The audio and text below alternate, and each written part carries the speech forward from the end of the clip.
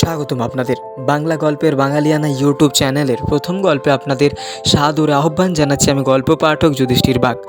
আজ শুনবেন লেখক বিভূতিভূষণ বন্দ্যোপাধ্যায়ের লেখা বিভূতি গল্প সমগ্র থেকে নেওয়া একটি ছোট গল্প, বউচণ্ডীর মাঠ। আমাদের জীবনে এমনই অনেক গল্প আছে যেগুলো কুয়াশা মিশ্রিত অন্ধকারের মতো ঝাপসা। ঠিক তেমনই লেখকও তাঁর কলমের কালি দিয়ে একটি গ্রাম্য পল্লীবধূর জীবনের কুয়াশা মিশ্রিত অন্ধকারের মতো ঝাপসা গল্প ফুটিয়ে তুলেছেন। তাহলে চলুন শোনা যাক। গ্রামের বাঁওড়ের মধ্যে নৌকো ঢুকেই জল ঝাঁঝের দামে আটকে গেল। কানুনগো হেমেনবাবু বললেন, বাবলা গাছটার গায়ে কাছে জড়িয়ে বেঁধে নাও। বাইরে নদীতে ভাটার টান ধরেছে।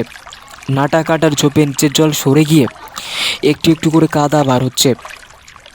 হেমেনবাবু বললেন, একটুখানি নেমে দেখবেন না কোথায় পিন ফেলা হয়েছে? যত শিগগির খানাপুরিটা শেষ হয়ে যায়। এমন সুন্দর বিকালটাতে আর কাজ করতে ইচ্ছা হলো না। পিছনে নৌকো থেকে লোকজনেরা নেমে জায়গা ঠিক করে সেখানে তাঁবু ফেলবে। জরিপের বড় সাহেবের শিগগির সদর থেকে আসবার কথা আছে। কাজেই যত তাড়াতাড়ি কাজ আরম্ভ হয় সকলে সেই দিকে ঝোঁক। সাব ডেপুটি নিপেনবাবু কাজ শিখবার জন্য এইবার প্রথম খানাপুরি কাজে এসেছিলেন। বয়স বেশি না, ছোকরা, কিন্তু মাঝ নদীতে নৌকা দুললেই তাঁর অত্যন্ত ভয় হচ্ছিল। বোধহয় ভয়কে ফাঁকি দেবার জন্যই তিনি এতক্ষণ ছোয়ের মধ্যে ঘুমিয়ে পড়বার ভান করে শুয়েছিলেন। এবার ডাঙায় নৌকা লাগাতে তিনি ছোয়ের ভেতর থেকে বার হয়ে এলেন এবং একটু পরে হেমেনবাবুর সঙ্গে কথায় কথায় কী নিয়ে বেশ একটু তর্ক শুরু করলেন। নিপেনবাবুকে বললুম, টেনান্সি অ্যাক্ট কচকচিতার দরকার নেই, তার চেয়ে বরং চলুন নেমে তাঁবুর জায়গা ঠিক করা যাক, কাল সকালেই যাতে কাজ আরম্ভ করা যায়। চৈত্র মাস যায়। গ্রাম্য নদীটির দুপাড় ভরে সবুজ লতানো গাছে নীল পাপড়ি বন, অপরাজিত ফুল ফুটে আছে। বাঁশঝাড় কোথাও জলের ধারে নত হয়ে পড়েছে।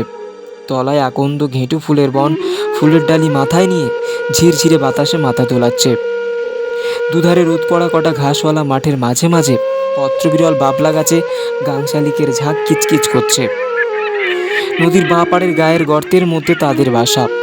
মাকার লতায় ঝোপের তলায় জলের ধারে কোচা উঁচু উঁচু বনমূলোর ঝাড়।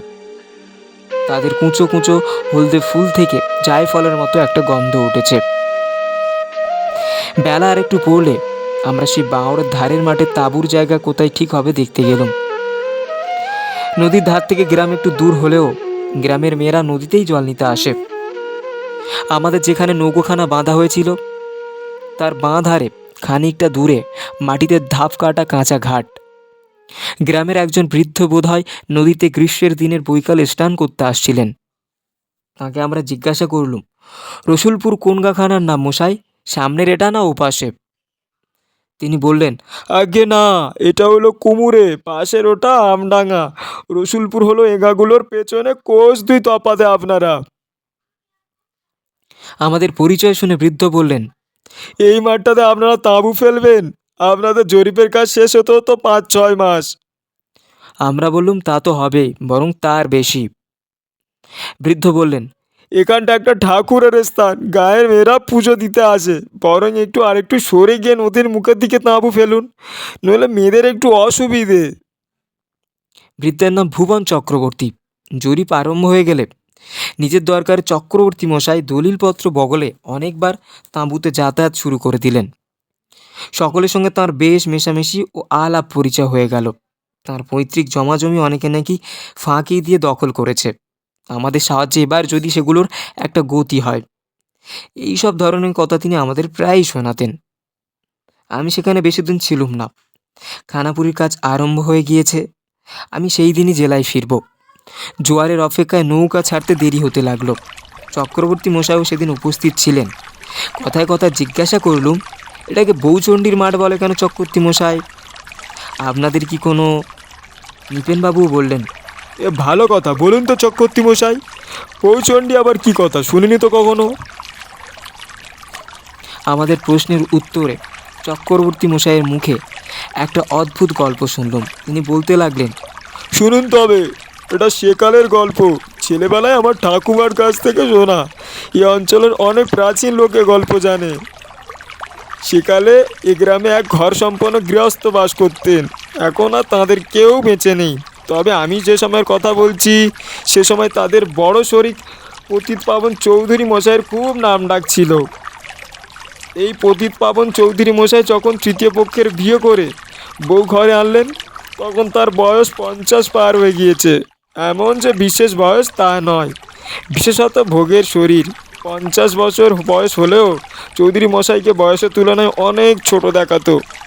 বউ দেখে বাড়ির সকলেই খুব সন্তুষ্ট হলো। তৃতীয় পক্ষের বউ বলে চৌধুরী মশাই একটু ডাগর মেয়ে দেখেই বিয়ে করেছিলেন। নতুন বউয়ের বয়স ছিল প্রায় 17-র কাছাকাছি। বউয়ের মুখের গড়নটি বড় সুন্দর, মুখের ছাঁদ যেন হরতনের টেককাঠির মতো, চোখ দুটো বেশ ডাগর, ভাষা ভাষা, মুখে চোখে ভারী একটা শান্ত ভাব। নতুন বউয়ের কাজকর্ম ধীর শান্ত ভাব দেখে পাড়ার লোকে বললে এরকম বউ এই গায়ে আর আসেনি। সে মাটির দিকে চোখ রেখে ছাড়া কথা বলে না। অল্প বয়সের খুশাশুড়ি দলের সামনেও ঘোমটা দেয়। সকলে বললে যেমন লক্ষ্মীর মতো রূপ তেমনই গুণ। মাস 2-3 পরে কিন্তু একটা ভারী বড় বিপদ ঘটলো। সকলে দেখলে বউটির আর সব গুণ ভালো বটে, একটা কিন্তু বড় দোষ, সে কিছুতেই স্বামীর ঘেঁষ নিতে চায় না, প্রাণপণে এড়িয়ে চলতে চায়। প্রথম সকলে ভেবেছিল নতুন বিয়ে হয়েছে, ছেলে মানুষ, বোধহয় সেই জন্য এরকম করে। ক্রমে কিন্তু দেখা গেল স্বামী কেন, যে কোনো পুরুষ মানুষই দেখলে সে কেমন যেন ভয়ে কাঁপে। বাড়িতে যেদিন যোগ্যী কোনো বড় কাজকর্ম বাইরের লোকের ভিড় হয় সেদিনই সে ঘর থেকে আর বার হয় না। স্বামীর ঘরে কিছুতেই তো যেতে রাজি হয় না। মাসে 2 কি 3 একদিন সকলের আদর করে গায়ে হাত বুলিয়ে পাঠাতে যায়। সে জনে জনের পায়ে পড়ে, এর ওর কাছে কাকতি মিনতি করে, কিছুতেই বুঝ মানে না। পুরুষ মানুষের গলার স্বর শুনলেই কেমন যেন আড়ষ্ট হয়ে পড়ে। অনেক করে বুঝিয়ে সুজিয়ে সকলে তাকে একদিন স্বামীর ঘরে পাঠিয়ে দিয়ে দোরের শিকল বন্ধ করে দিল। চৌধুরী মশাই অনেক রাত্রে ঘরে ঢুকে দেখেন তাঁর তৃতীয় পক্ষের স্ত্রী ঘরের এক কোণে জড়সড় হয়ে দাঁড়িয়ে ভয়ে ঠক ঠক করে কাঁপছে। এরপর আর কিছুতেই কোনোদিন সে স্বামীর ঘরে যেতে চাইতো না। বাড়ি শুদ্ধ লোকের হাতে পায়ে পড়ে বেড়াতে লাগলো। সকলকে বলে আমার বড্ড ভয় করে, আমার ওরকম করে আর পাঠিও না, তোমাদের পায়ে পড়ি। বোঝাতে বোঝাতে বাড়ির লোক হয়রান হয়ে গেল। দিন কতক গেল, একদিন তাকে সকলে মিলে জোর করে স্বামীর ঘরে ঢুকিয়ে দিয়ে বার থেকে দোর বন্ধ করে দিলে। তারা ঠিক করলে এই রকম দিতে দিতে ক্রমে লজ্জা ভাঙবে, নইলে কতদিন আরে ন্যাকামি, ভাল লাগে না। ভোরে উঠে সকলে দেখলে ঘরের মধ্যে বউ নেই, বাড়ির কোথাও নেই, নিকটেই বাপের বাড়ির গাঁ, সেখানে পালিয়ে গিয়েছে ভেবে লোক পাঠানো গেল। লোক ফিরে এলো, সে সেখানে যায়নি। তখন সকলে বললে পুকুরে ডুবে মরেছে। পুকুরে জাল ফেলা হয়, সন্ধান মেলে না। বইয়ের কচি মুখের ও নিরীহ চোখের ভাব মনে হয় লোকের মনে অন্য কোনো সন্দেহ জাগবার অবকাশ পেল না। কত দিকে কত সন্ধান করে যখন কোনো খোঁজই মিলল না, চৌধুরী মশাই মানসিক শোক নিবারণ করবার জন্যে চতুর্থ পক্ষের স্ত্রী ঘরে আনলেন। অজপাড়াগা নতুন কিছু একটা বড় ঘটে না। অনেকদিন এটা নিয়ে নাড়াচাড়া চললো। তারপর ক্রমে সেটা কেটে গিয়ে গ্রাম ঠান্ডা হলো। এই মাঠের পূব ধারে গ্রামের মধ্যেই চৌধুরীদের বাড়ি ছিল। তখন এইখান দিয়ে নদীর স্রোত বইতো। মোজে বাড় হয়ে গিয়েছে সেই তো কদিন আগে। আমরা ছেলেবেলাতেও ধান বোঝায় নৌকা চলাচল হতে দেখেছি। ক্রমে চৌধুরীদের সব মরে গিয়ে হেজে গেল। শেষ পর্যন্ত বংশে একজন কে ছিল, উঠে গিয়ে অন্য কোথাও বাস করলে। এই সব অনেক বছর আগেকার কথা, 70-80 বছর খুব হবে। সেই থেকে কিন্তু আজ পর্যন্ত এই সব মাঠে বড় এক অদ্ভুত ব্যাপার ঘটে শোনা যায়। এই ফাল্গুন চৈত্র মাসে যখন খুব গরম পড়ে তখন রাখালেরা গরু চড়াতে এসে দূর থেকে দেখেছে কতদিন মাঠের ধারে বনের মধ্যে নিভৃত দুপুরে বাঁশ বনের ছায় কে যেন শুয়ে আছে। কাছে গেলে কেউ কখনো দেখতে পায়নি। কতদিন সন্ধ্যার সময় তারা গরুর দল নিয়ে গ্রামের মধ্যে যেতে যেতে শুনেছে অন্ধকার ঝোপের মধ্যে কে যেন একটা চাপা কান্না রব উঠেছে। সম্মুখ জ্যোৎস্না রাত্রে অনেক নদীর ঘাট থেকে ফেরবার পথে ছাতিম গাছে নিচু ডালের তলা দিয়ে যেতে যেতে দেখেছে দূর মাঠে সন্ধ্যার আবছা জ্যোৎস্নার মধ্যে দিয়ে সাদা কাপড় পরে কে যেন ক্রমেই দূরে চলে যাচ্ছে। তার সমস্ত গায়ের সাদা কাপড়ে জ্যোৎস্না পড়ে চিকচিক করতে থাকে। মাঠে যখন সন্ধ্যা ঘনিয়ে আসে তখন ফুলে ভরা নাগকেশর গাছের তলা দিয়ে দাঁড়িয়ে ভালো করে দেখলে মনে হয় কে খানিকটা আগে এখানে দাঁড়িয়ে ডাল নিচু করে ফুল পেড়ে নিয়ে গিয়েছে। তার ছোট ছোট পায়ের দাগ ঝোপ যেখানে বড় ঘন সেই দিকে চলে গিয়েছে। মাঠের ধারে এই ছাতিম গাছের তলায় উলোচণ্ডীতলা চৈত্র সংক্রান্তিতে গ্রাম বধূরা পিঠে কাঁচা দুধ আর নতুন আখের গুড় নিয়ে বউচণ্ডীর পুজো দিতে আসে।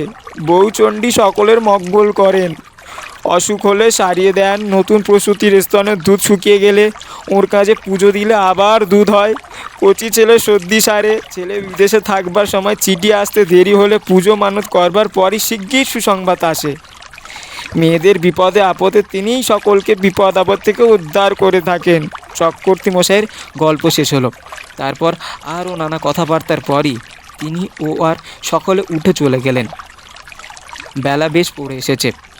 সন্ধ্যার বাতাসে ছাতিম বনে সুর সুর শব্দ হচ্ছে। গ্রামের মাঠটা অনেক দূর পর্যন্ত উঁচু নিচু ঢিবি আর ঘেঁটু ফুলের বনে একেবারে ভরা।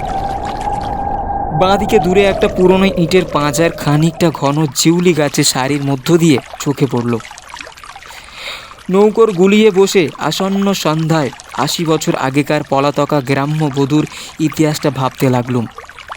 মাঠের মাঝে উঁচু ঢিবির ওপরকার ঘেঁটু ফুলের ঘন বনের দিকে চেয়ে মনে হলো যে সারা দিনমান সে হয়তো ওর মধ্যে লুকিয়ে বসে থাকে, কেবল গভীর রাত্রে লুকোনো জায়গা থেকে বেরিয়ে আসে। মাঠের মধ্যের বটগাছের তলায় চুপ করে বসে আকাশে তারার দিকে চায়।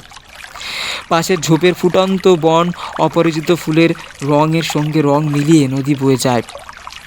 ছাতিম বনের পাখিরা ঘুমের ঘোরে গান গেয়ে ওঠে। ওপার থেকে হু হু করে হাওয়া বয়। সে ভয়ে ভয়ে মাঝে মাঝে পূব দিকে চেয়ে দেখে ভোরের আলো ফোঁটবার দেরি কত। সন্ধ্যা হয়ে গেল, বনের উপর নমিত চাঁদ উঠল। একটু পরেই জোয়ার পেয়ে আমাদের নৌকো ছাড়া হলো। জলের ধারে আধার ভরা নিভৃত ঝোপের মধ্য থেকে সত্যিই যেন একটা চাপা কান্নার রব পাওয়া যাচ্ছিল।